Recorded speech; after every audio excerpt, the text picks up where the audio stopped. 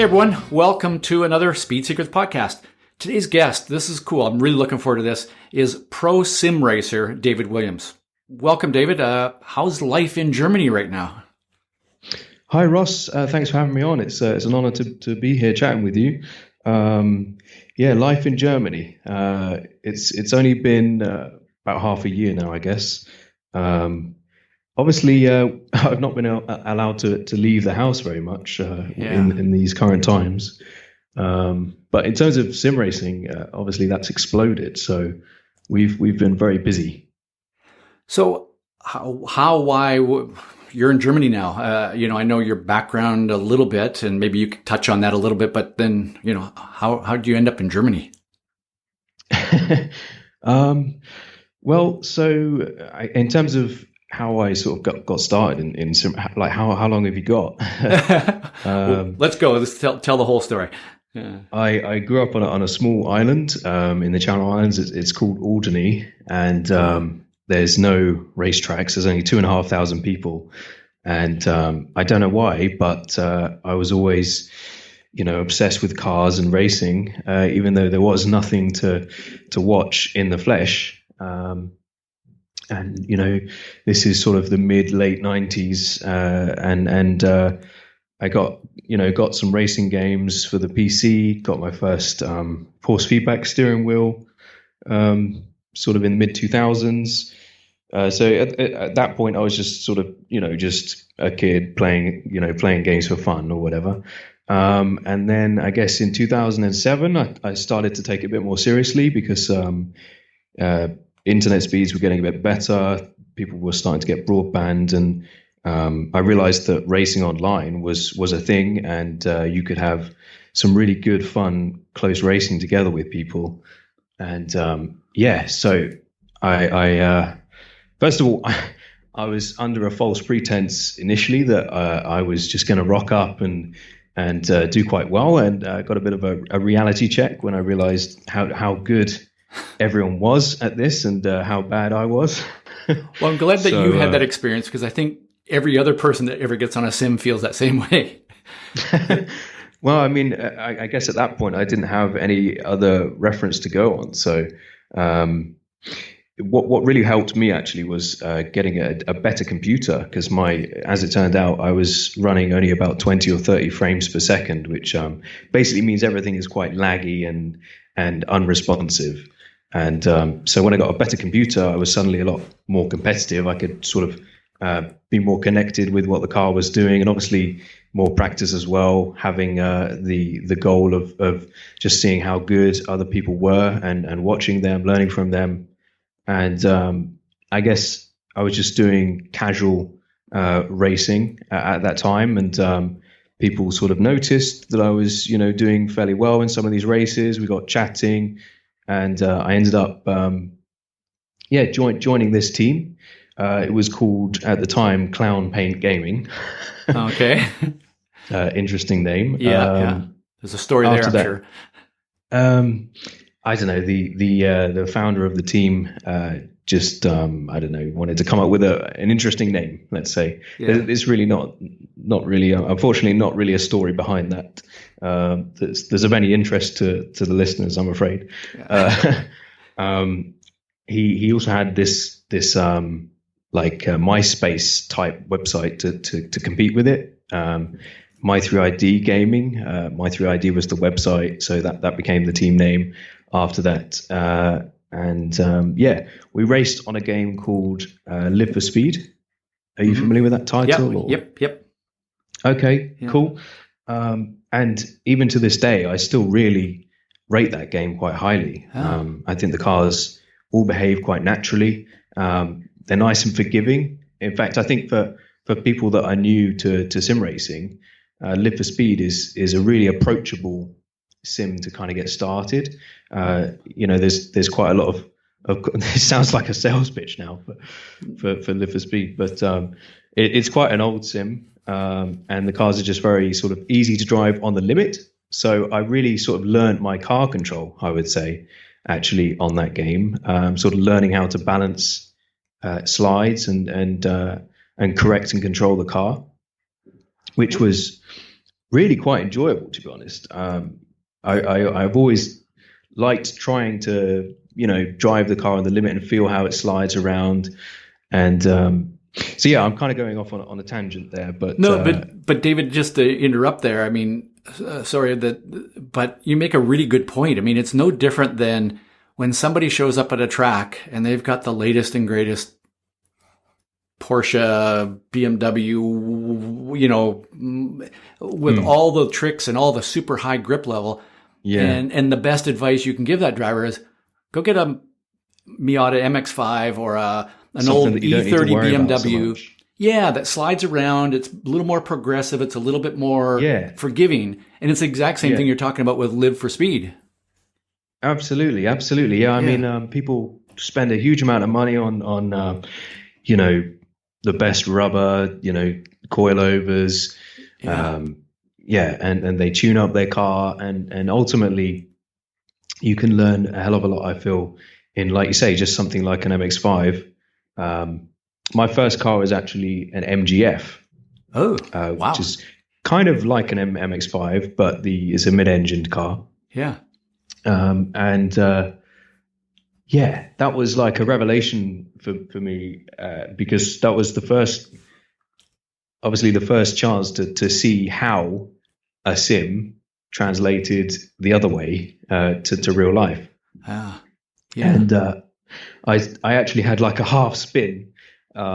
It was a wet day. I think it was only the second day of ownership of this just a secondhand car, obviously.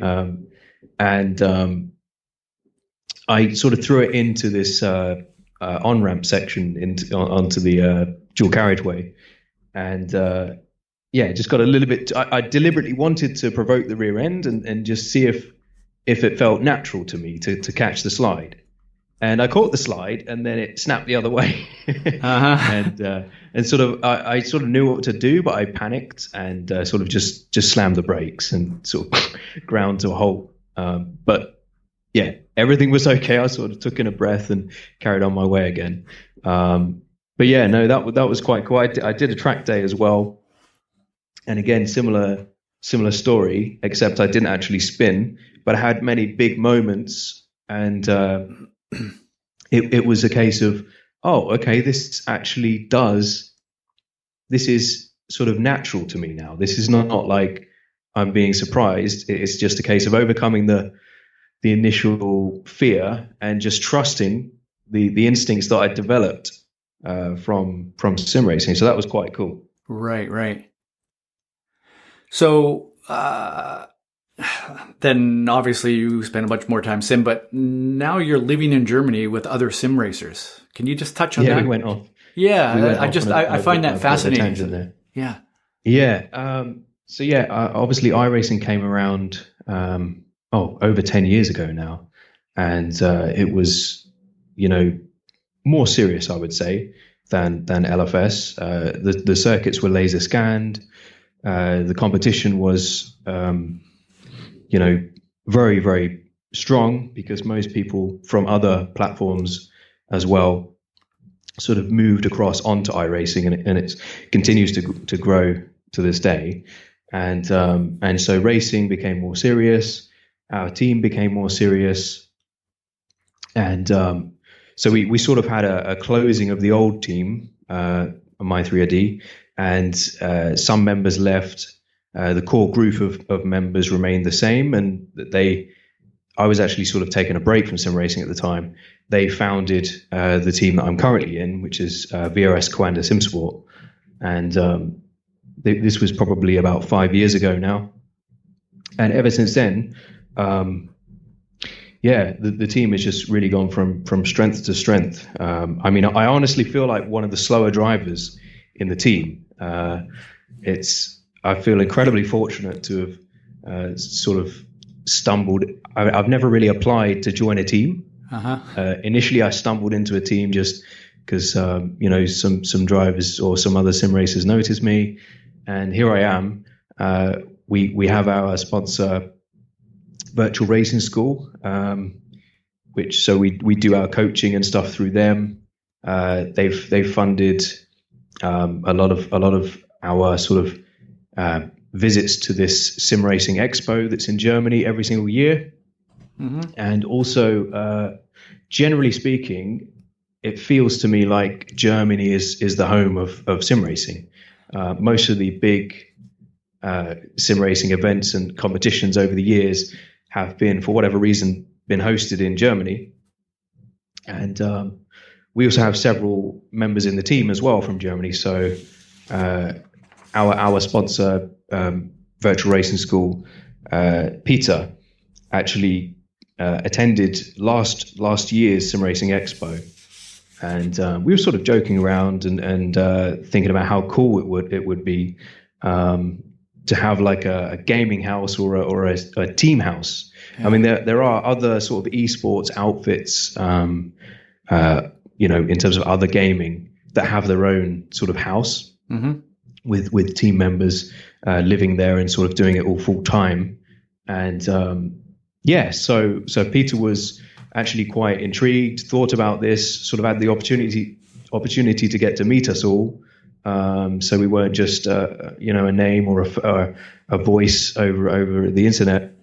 And he was really quite encouraging and keen on the idea. And a few months later, after a bunch of searching for the right kind of house, here we are. That's so cool. So I have this picture of I don't know how many of you there are living in this house, but pretty good competition.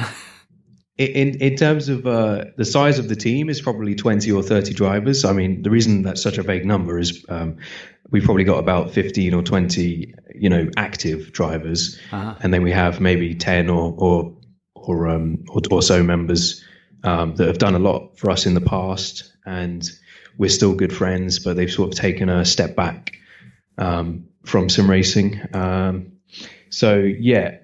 terms of who's actually living in the house currently, there are 4 of us at the moment. So it's actually not as big as I made it sound, but the house is there's room for 6 of us, I would say.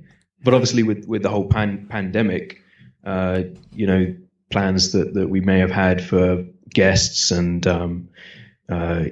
team events and what have you, and potentially other team members moving in, are on hold for the moment. Right.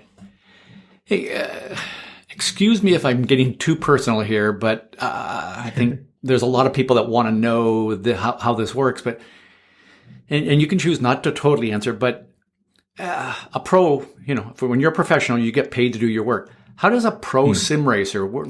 Where does the income come from? How does that work? Sure. No, that's a valid question. I mean, to be honest with you, the idea of a professional sim racer wasn't really a thing even like a year ago.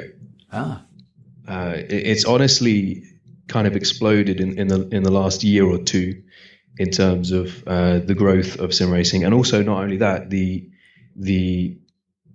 interest from the real world motorsport side as well. Yeah, that's the real key, I would say. There's been a huge investment in the last 1 or 2 years, like Porsche and BMW and big manufacturers and outfits sort of taking esports and sim racing, all the more seriously. I mean, you're seeing that now. Obviously, it kind of seems clear with all these sort of replacement championships that have popped up on sim racing to sort of replace all of the on hold real world events.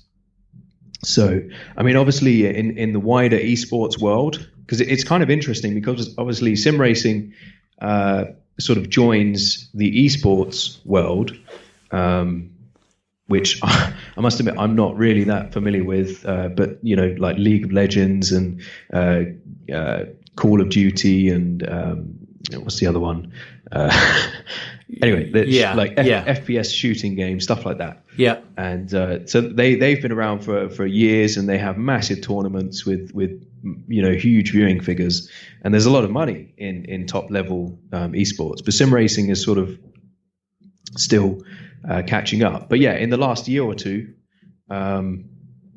prize money, viewing figures has kind of exploded to a point where it's now possible to do this full time. Oh, that's kind of cool. So, and what do you think? Obviously with the current world situation and racing and how it's impacted motorsport, they're all the real racers, and we had a conversation offline about the sim racing versus real racing, and I hate to use the term real because I know sim racing is real, but because it's super competitive. But how do you feel about the professional real racers getting into sim racing, and just what's your thoughts on that?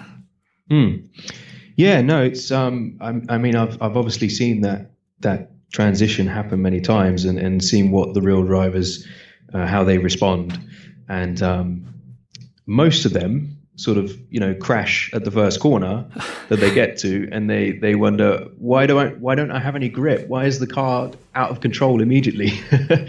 And the biggest issue that most people have is in a real car, you're obviously almost overwhelmed with sensory information and feedback about how fast you're going, what the car is doing. It's like a real exhilarating thrill almost to the average person. And I guess professional race drivers almost have to desensitize themselves to a lot of the sensations, because it's not something that humans necessarily evolved to do, I don't think. But so on a sim, you're suddenly in a situation where you've grown up, having these cues and this feedback about what the car is doing and how fast you're going, and suddenly that's taken away from you completely, and the only thing that you've got to rely on really is visual, maybe some information through the force feedback and audio as well. Mm-hmm. And so the biggest thing is the lack of sensation of speed, and so that's the main thing that they struggle with is just realize, oh, hang on a sec, I need to almost readjust my senses to understand how fast the car is going.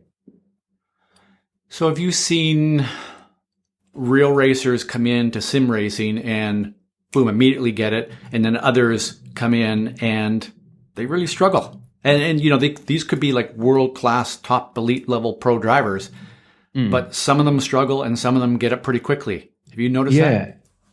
Well, I've heard and read in articles and what have you, perhaps you have too, that Schumacher struggled with simulators, like professional simulators at Ferrari. Yeah. And they would make him feel, quite ill.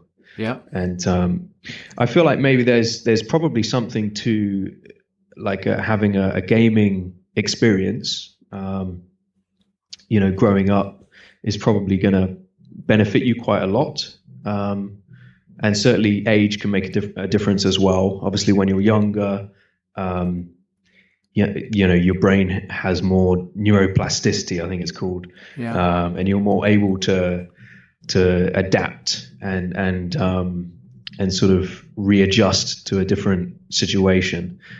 So I think that plays a role as well. Well, I wonder how much of that is, the accepting that's the way it is. Like if you're Michael Schumacher and you've been driving Formula One cars and you're world champion and you get into a sim and it doesn't feel the way you think it should, how much of that, no matter how great he was, how much of it is, well, in the back of his mind, kind of almost writing it off. Whereas when you're young, how much of that neuroplasticity, because there is a lot of research that says neuroplasticity, it works until you're 100 years old. How much of that is just when you're young, you don't know, you're naive in a way, like you just accept and it's like, this is the way it is. I wonder about that. Yeah, no, I'm sure that holds a lot of truth, to be honest. I think mindset is a huge factor in learning anything really. And if you've obviously had a lot of success in the real world, then you're going to have I don't want to say an ego, but I guess that's probably accurate. Yeah. You're going to have like an expectation of your ability, and if that's not immediately translating on something that other people are saying is very similar, then you're going to think it's surely not you that's the problem, and it's, you know, the game is not realistic or what have you. So it's understandable. You know, when I look at obviously guys like Max Verstappen and Lando Norris, who, you know, these guys grew up sim racing like you, and you know, they use that to make them better drivers, and you know, they seem to be able to flip back and forth between real cars and sim cars without any question. But you know, there are other drivers, and you know, the example that I use in IndyCar racing is Alexander Rossi. When he first started sim racing in the past few months, you know, he really struggled. He's gotten it's amazing how good he's gotten in a matter of 2 or 3 months. But you could tell that he's, you know, I was like, you know, he's not a digital native. And, you know, I've heard or I've read that Lewis Hamilton is not that special in a sim. And I kind of just go, is it possible for a guy that's at the top level, in elite level pro driver, like a Lewis Hamilton or whoever, but they haven't spent a lot of time on a sim, can they get in a sim and can they be as good as any other the best sim racers in the world? You mean like given enough time to adapt? Or? Well, I'm just wondering, you know, can they get there? Can they get there? Is it, or is it something that unless you grew up doing this when you're 7 years old or whatever, you're just never going to gain that back? What do you think? I mean, it could well be the case, to be honest. I think when it comes to learning instruments, I've heard that, you know, past a certain age, certain abilities, such as having, I don't know, the ability to recognize pitch. Have you ever heard of perfect pitch? Yep. Yeah, so that's, you know, where people can tell you straight off the bat, upon hearing a note, exactly what that note is. Yeah. And that's something that apparently have the ability to develop as like an infant if you're exposed to the right things. And I guess it's probably the same with a lot of things. If you miss your window of development, then it probably becomes a lot harder. I've even heard of like feral humans that have sort of been lost in the wilderness and grown up with wolves and stuff. And I think there was one kid that was sort of discovered by the nearby community or whatever, and taken in for sort of studying, and just tried to learn how to talk, how to just learn a language. And this person was never able to do it, purely because I think he'd missed, you know, that opportunity, that age where the neuroplasticity was there. But on the flip side of that, I mean, with the coaching that I do on sim racing, I've had students that are in their 40s, 50s, and they've reached a level that has sort of kind of really astounded me, and has sort of shown me that it seems like the mindset and the openness to being willing to learn and try new things and constantly assess what you're doing is more important and does overcome, you know, the age, let's say, effect. So there's hope for us still, is what you're saying. I feel like it. I mean, you know, I'm not so young myself. Well, in terms of esports and sim racing, I'm 31, and I already sort of start to worry. Am I going to be losing like an edge or something soon? Especially if it's like a new championship or new car, and teammates are faster than me. Sometimes I wonder, am I going to be able to reach the level that I want to, that I expect to be able to reach? And so far, it seems to be okay. well, that's an interesting thing because, in real racing, I believe that my personal belief is it's not if you take a look at a young driver versus an older driver and, equal amount of experience kind of thing as they're growing along, in the beginning sort of thing. Mm-hmm. I think, what happens with, let's say, and, there's sort of this general belief that with age, our reflexes and things like that slow down a little bit. And there's some research that shows some amount of that is true. But, if you're relying on reflexes to get around a racetrack, you're probably doing something wrong. But at the same time, I mean, when you're younger, you're just a little quicker with all that stuff. But the experience versus reflexes, I think they kind of balance out over time. I mean, with experience, you kind of outweigh the reflex part of it. Where I think it makes a difference is, as you get older, you don't, you have other things in your life. When you're a 17-year-old wanting to be the next Max Verstappen in Formula One in 2 years, you're willing, literally, you're willing to die to make that happen. And you're going to take big chances.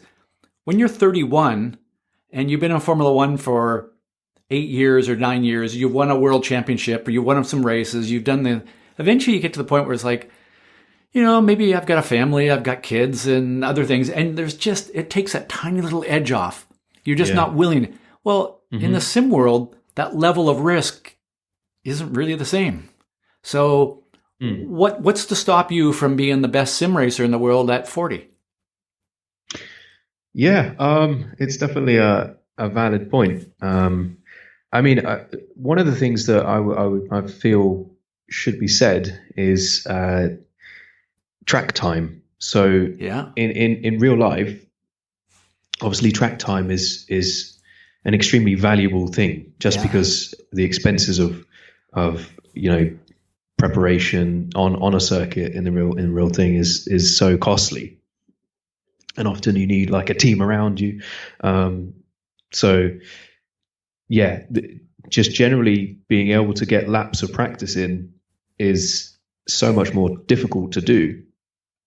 Whereas on a sim, it's kind of expected that you're going to have to do 10, 20 hours a week at least of driving just to even give yourself a chance of competing at the top. And so I almost, like, for me, that's something that I've always struggled with, actually, because it can be very sort of monotonous and repetitive, especially when it comes to setup tuning as well, because all the theory in the world can only get you so far, really, especially on a sim where certain things aren't guaranteed to be 100% accurate and realistic, which is often the case, actually. You often find, even halfway through a season, you'll discover a setting for the car that suddenly gains you some grip, or makes the car handle it a bit better, that isn't logical, doesn't make sense, and you wonder sort of how much could you have gained if you'd put in more time earlier to try and find that. That's definitely a difficulty, I would say, about sim racing. Well, tell me a little bit more about that, because the setup. You basically said the setup isn't always accurate. Is that? I mean, I know the physics models behind iRacing is like incredible, but is that a limitation, or is that they're trying to model something that can't quite be modeled without real motion? I'm just trying to figure out, why would the setup not be accurate? That's what I'm trying to figure out. Okay. Well, there are plenty of videos where people like Niels Hussenfeld have tried to explain this, and will probably do a much better job actually than myself. Okay. And he's like a physics engineer. The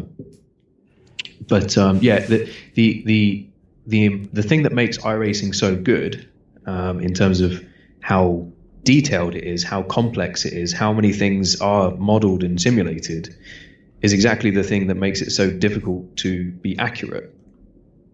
So the amount of variables just in the tire physics alone, they're modeling the amount of oil in the rubber compound, and what happens to the viscosity of the rubber as it sort of ages with as it goes through temperature cycles, as it sort of hardens and cures. The behavior when it's operating at past the optimal slip angle, and how it sort of builds up to that slip angle, the deformation of the sidewall of the tread, the laying of the belts in the carcass. That's just the tires alone, and the interaction with the laser scan surface. There could be glitches in the modeling of the track. And they've got weather and track temperature modeled. It's just endless how it's almost, I guess, like a butterfly effect. If one thing isn't, what's the term? Garbage in, garbage out. So if one thing isn't exactly right, then everything else just feels, it sort of escalates and goes completely wrong. And so all of those things could be right in one scenario, weather, whatever, track temp, but one other thing changes and then that throws that off, right? Yeah, and it can throw everything off. Yeah. And I think that's probably a large part of developing a tire model actually for developers is trying to weed out these problems that inevitably arise. And trying to find a sort of balance between, almost like a compromise between a simplification and having the detail there. Right. For the purpose of getting the accuracy. You mentioned somebody else explaining this thing. Who is that? Niels Hussenfeld. Could you spell that? Because I'm going to put it in our show notes, because I'm sure somebody's listening is going, "Oh, I want." Is it a YouTube video, or is it something? Or I'll have to Google this myself. Sorry, putting you on the spot here, but it's interesting, and I think people that are really into this, they want to dig in a little bit more and understand it a bit more. And personally, for me, I think this is perfect. Okay, so yeah, I've just sent you a message actually. Okay, and so is it a YouTube video, or is it where would I find him explaining that? Yeah, so he's got a YouTube channel basically, where he posts his own sort of ramblings quite often. Actually, I think I've seen his stuff, and it's some good stuff, I think. So, anyways, I'm gonna yeah. So, one of the things that you and I started trading a couple of emails, and I shared my theory on how sim racers versus real racers kind of read the car and drive the car and feel that limit. And for listeners, basically, after looking at the data from a number of different really, really, really good and top level sim racers, I kind of started to notice a bit of a trend. And my belief is that sim racers sense the limit more with the front tires than they do with the rear tires. And some of that makes sense because, in a real car, I can turn the wheel, and if my internal gyro notices the car rotating, changing direction, I can sense that. And while the simulation software, again, models that, the chassis doesn't actually move. Unless you have a $20 million simulator.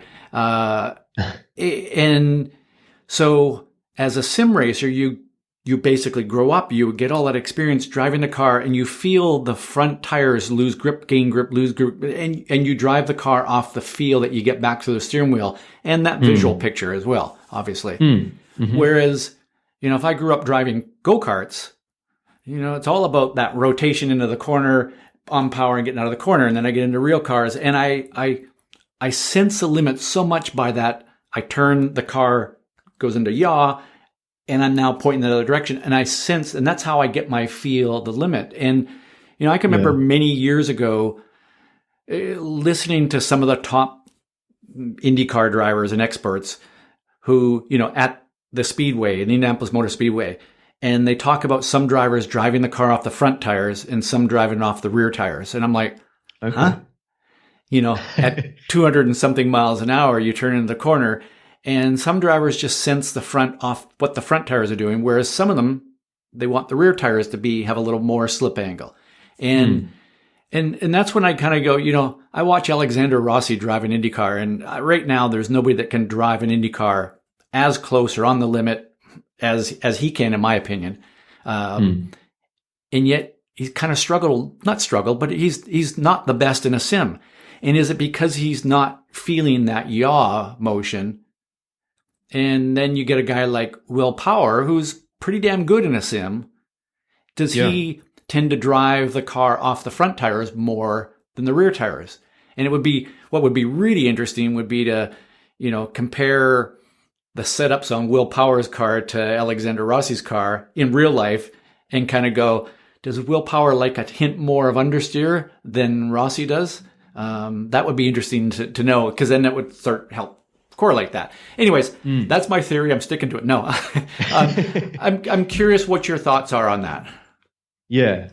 I think, like we mentioned earlier, I think a lot of it comes down to a difference in perception, a difference in how you're sensing the feedback. I mean, you're obviously quite right in that you can't get almost like a physical sense for the car rotating in a sim.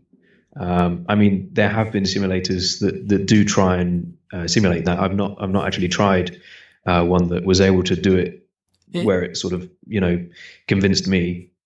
And just so you know, David, last year I got to spend some time in Dalara's simulator in Indianapolis, which is the very cool $1 million simulator. And yeah, awesome.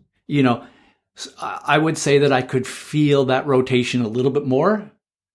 Okay. Not enough for me to go and spend $10 million though. And when you were watching as like a bystander, just watching someone else driving there, was the chassis sort of trying to yaw? Was it rotating?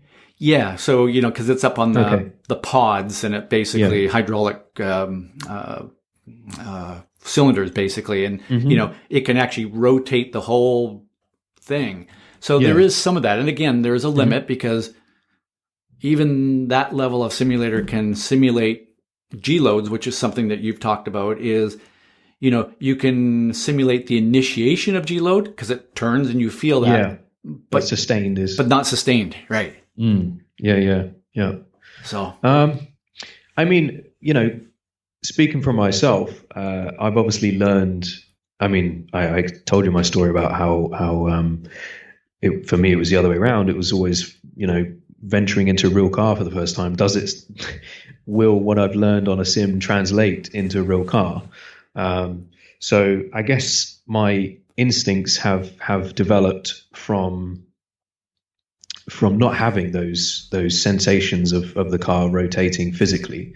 But I mean, in my reply to your email originally, I guess I didn't understand as well as you've explained now. I sort of get what you were trying to say a bit more. In that on a sim, you can only really feel the front tires through the force feedback system.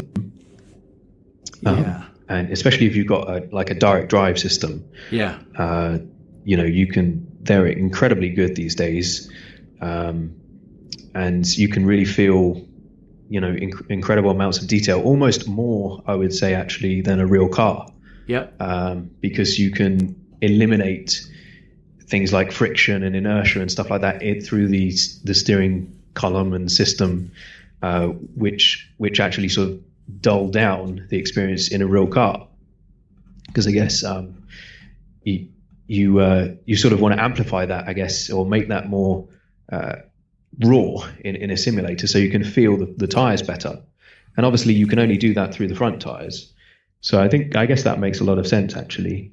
But certainly, in terms of like a sensation of what the car is doing, I feel like, and like I said to you before as well, that this opinion would probably be shared among many other sim racers, that we can feel how much rotation the car has. Yep. I can certainly feel setup changes in the car, whether the car is sort of understeering and how much it's slipping, and I respond sort of naturally and instinctively to correct that as you would in real life.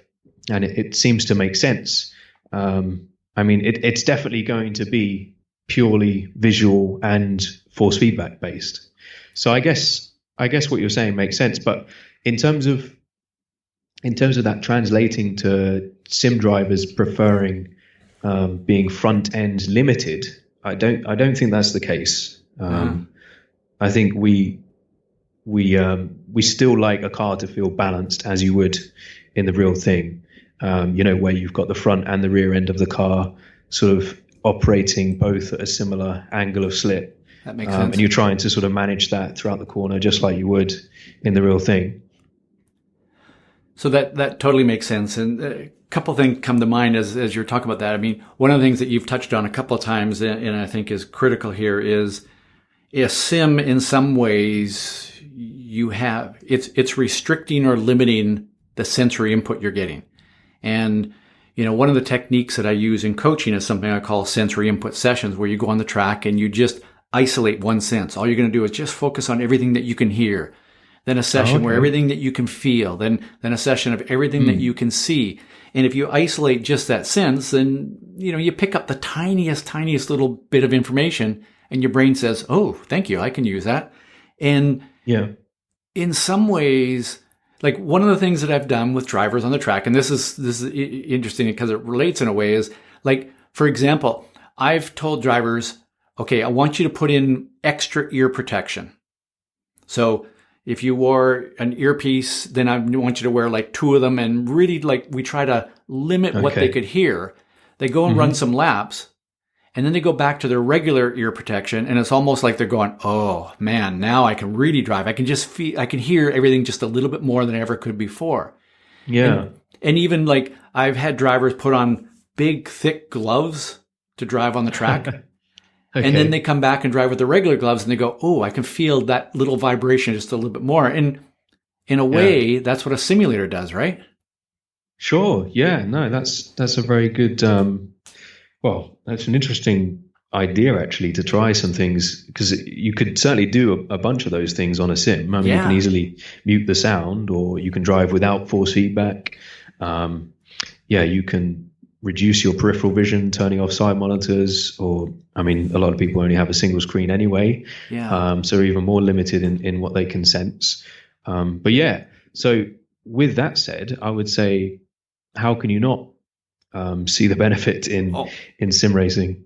Well, personally, I believe that if any driver today says, sims, they're not worth it, sorry, but you're missing out on a massive opportunity here. Yeah, I would agree. But I'm a bit biased, but yeah. Yeah, but I think to a point that you made earlier on, too, is it does require some investment. Like, you get a simulator, you turn it on, you jump in it, and you crash when you get to the first corner. Sorry, it's going to take more than a lap or two. And there's a period of time that you've got to go through to basically learn how to feel what the car is doing in a simulator. And then once you work past that, then it becomes a really important tool. Yeah, absolutely. Absolutely. And I think it's definitely more accessible on a sim, because, compared to real life motorsport, the costs, astronomically less. I mean, to be fair, if you get, the best equipment on offer today, it can still rack up to be quite a lot. Yeah. And, the costs are coming down, and you've got companies like our own shameless plug, our own sponsor, VRS, releasing, direct drive wheels at sort of almost record low prices now. I need to look into that. Yeah, I can give you some information afterwards. Yeah, okay. And but yeah, so in terms of not having the risk of crashing. So in a sim, you need to go through that process, like you say, that frustrating process where you don't feel in control of the car, where things feel alien, where you're missing a lot of elements of feedback that you're used to, especially if you come from a real situation. But like I said, there's no costs to crashing. You can go off track, you can lose control, you can reset. You've got unlimited driving time, so it's very, very easy to get through that. And pretty soon, things will likely start to click, and I guess what you'll probably experience as well is like a eureka moment where what works in real life, you sort of get that same sensation through a different sensory input somehow, and they sort of join back together, and suddenly it starts to make sense in terms of how you're used to driving in the real thing. It does actually work on the sim. Well, and as a example of just how plastic, the neuroplasticity part, our brains are, because as you're talking about that, it reminds me of the book, The Brain That Changes Itself. And it talks about, there was a drug developed many decades ago for women, I think pregnant women, that help with pregnancy sickness or something like this. But in a very, very rare, small, tiny little percentage of women, it destroyed their vestibular system, and they had no sense of balance anymore. They would be laying on the floor, and they felt like they were falling, like they just had no sense of balance, which is a really terrible thing. But one of the things that they use, and this is really fascinating, is somebody basically took a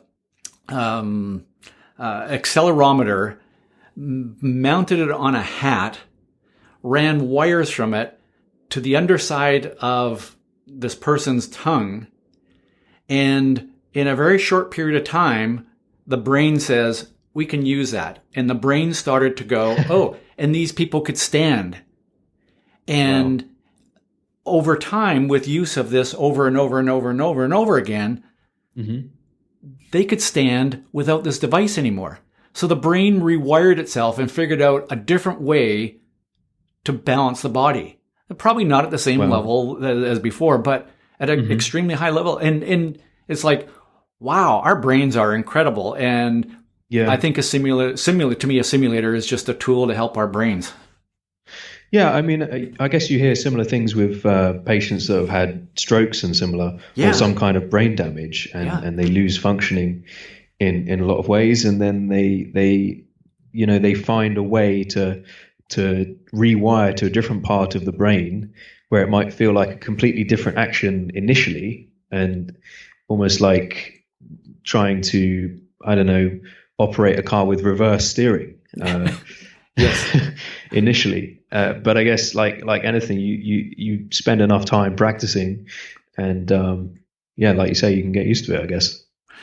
It reminds me of the time I was coaching a motorcycle racer, a super bike racer. We're at the track, and in the evening, one of the other bike racers came along, and he was on a bicycle, like essentially a mountain bike, but they had taken the steering head of the mountain bike and they put a gear mechanism in it. So you turn the handlebars to the right and the front tire would turn to the left.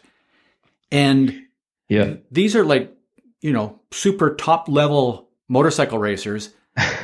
They would get on this bike and they'd fall over in 2 feet. They would just fall over because it was different. But given enough practice time, the brain rewired itself and kind of went, okay, in this case, we need to turn the handlebars this way to make and it was fascinating to watch all these motorcycle racers falling off a mountain bike like that. I've seen a video of, there's this YouTuber, Smarter Every Day. And, maybe you've seen this as well. Yes. He also implemented one of these gear systems into the front fork somehow. I don't know exactly how it works, but inverted the steering on his bicycle. And as you say, first day he just could not get it. Kept falling off every single time. You could see the frustration in him. Fast forward like 2 or 3 months later, and he'd eventually figured it out. And it to the point where he was able to cycle quite naturally with this completely broken bike. And then he did another experiment shortly after that, where in public he would test his ability at riding a normal bicycle, and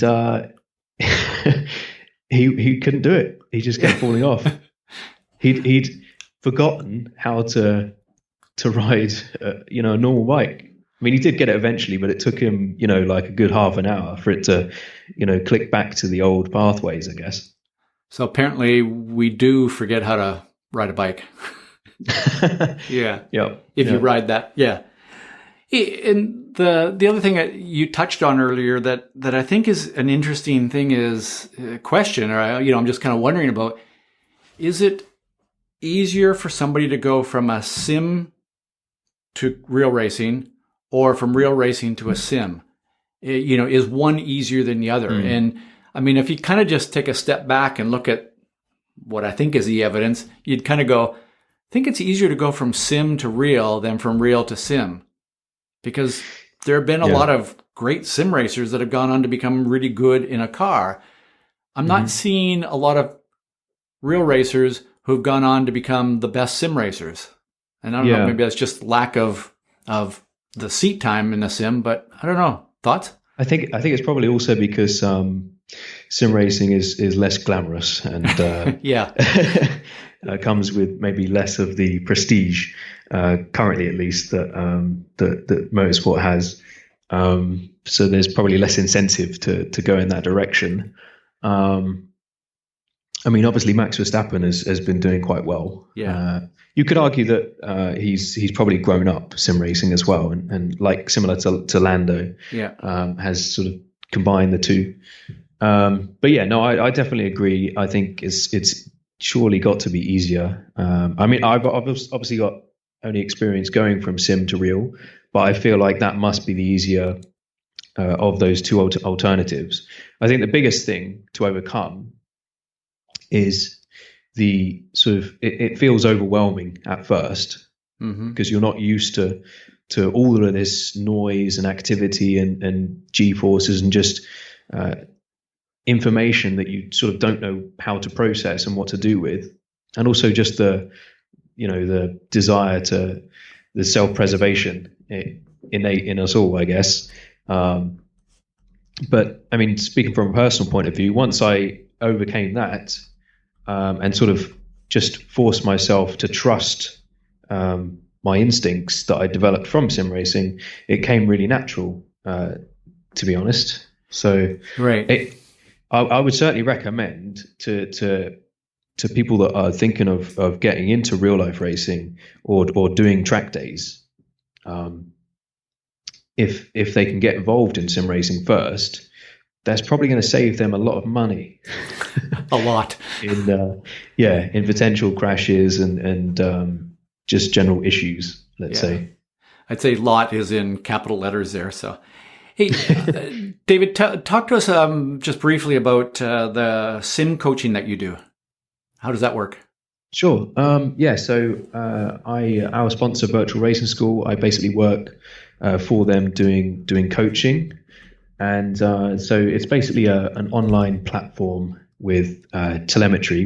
That word often scares a lot of people because most telemetry systems are very complex. But this is all sort of browser-based. We call it the driving analyzer. So you basically install this software and then you get driving on iRacing, and it will log all of your driving, all of your laps. You go onto the website, and you can see a full overview of the lap, where you can dive into individual corners, and you can see like brake and throttle traces, which is all good and well. But what we also offer are like reference, we call them data packs. So it's basically car and track combinations with reference lap times, and therefore reference data, replays, setups that we've used as well, so that you can directly compare within this analyzer. You can overlay the two laps, and you can see the exact differences. So basically like an X-ray of the two driving of the two laps, and you can see exactly what isn't working or what might be working as well. And then in terms of the coaching, we do one-on-one sessions with people, where we often do screen sharing. So we'll walk them through the differences in the telemetry, and we'll often do driving in like an online practice session as well. So we can sort of talk them through as they're driving, and then maybe do some analysis after. It's pretty flexible, really. Yeah. Well, that's cool.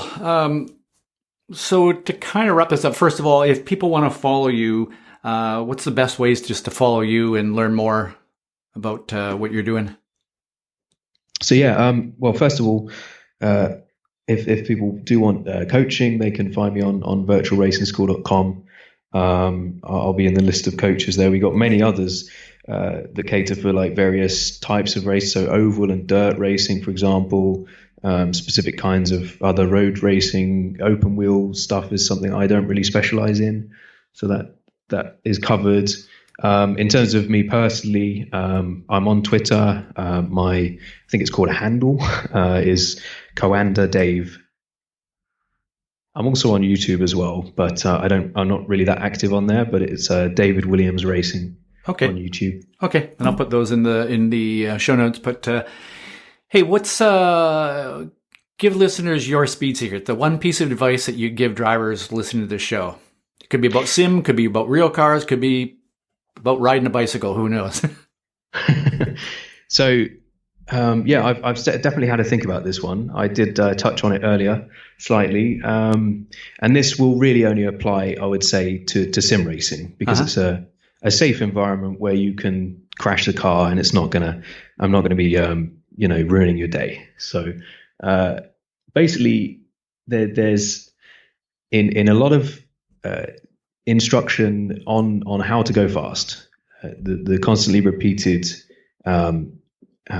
phrase is smooth, right? Which is completely valid. Ultimately, the fastest way to drive around a circuit is to drive as smooth as possible. That should be your end goal, I feel. But if you want to get up to speed as quickly as possible and feel the car as quickly as possible, I feel like you can accelerate that process on a sim by just being willing to deliberately push a little bit beyond your ability, to the point where you can feel, what's beyond the limit, and the car may sort of snap on you.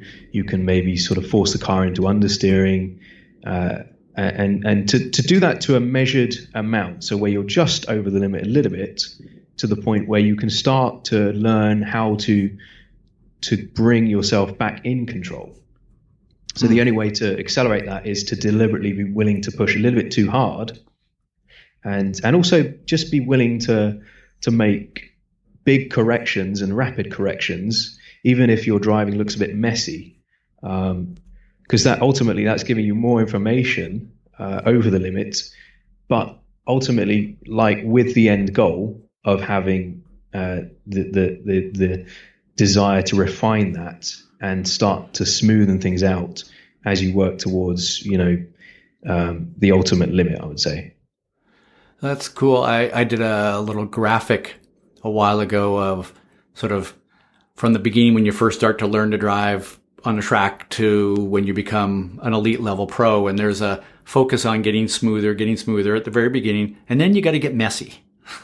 You got to hang it out, you got to drive it over the limit, and then you just kind of smooth up that last little bit, and that's the fine tuning part. And you kind of just summed up that. So I guess you can skip that part on a sim, because you don't have to be necessarily in control straight away, like you do in a real car, where you often, I guess, you're in a situation where you're sat with your student and you want to get through the day without an injury or worse.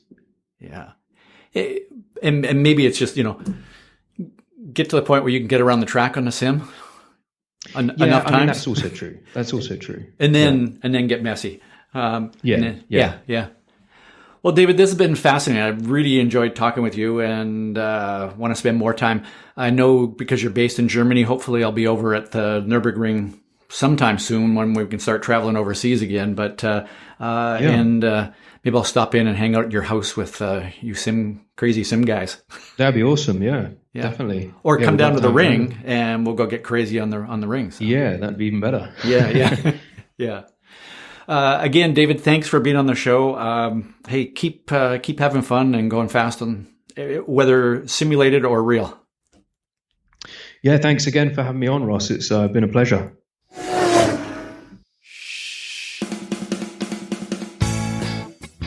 Do you want to really understand your favorite track? Or get a preview of a new track for your first visit? Well, then you need a track map. And Ross has one. And it's free.